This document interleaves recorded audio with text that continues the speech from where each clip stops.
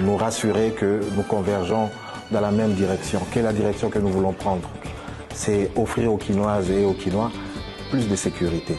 C'est permettre aux Quinois justement de mieux se déplacer, notamment en relance. D'abord, en tant que pouvoir public, nous voulions nous rassurer que nous convergeons dans la même direction. Quelle est la direction que nous voulons prendre? C'est offrir aux Quinoises et aux Quinois plus de sécurité. C'est permettre aux Quinois justement de mieux se déplacer, notamment en relançant le trafic ferroviaire. C'est aussi nous assurer que les Quinois soient garantis, qu'on leur garantisse une meilleure santé publique en évitant un foyer, notamment le foyer de choléra. C'est pour assurer aux Quinois la sécurité.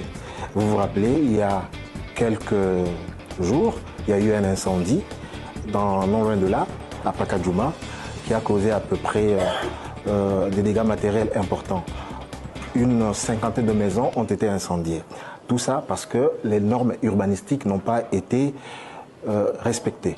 Nous voulons aussi nous assurer que tout ce qu'il y a comme insécurité, que ce soit sur les avenues de poids lourds et l'avenue Flambeau, que nous mettons fin à cette insécurité récurrente. Donc en tant que pouvoir public, notre responsabilité première, c'est de garantir la sécurité des personnes et de leurs biens.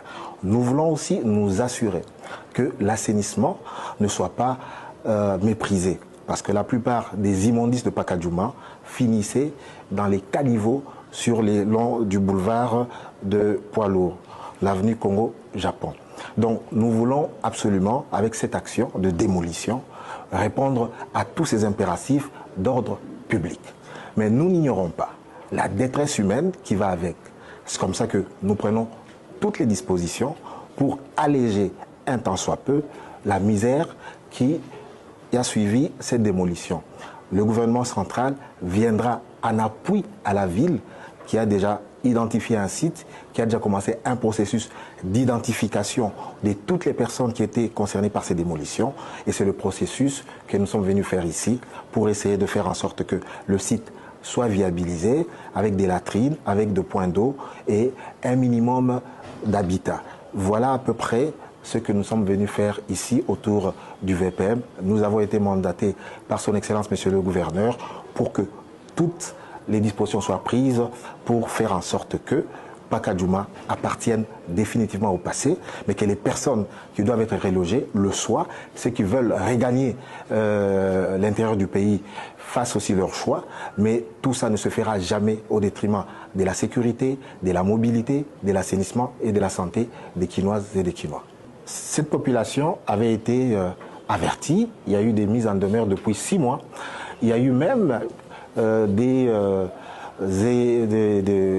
indemnisations, il y a eu même de lopins de terrain qui avaient été donnés à certains, à la population. Ils ont revendu et ils ont regagné le site.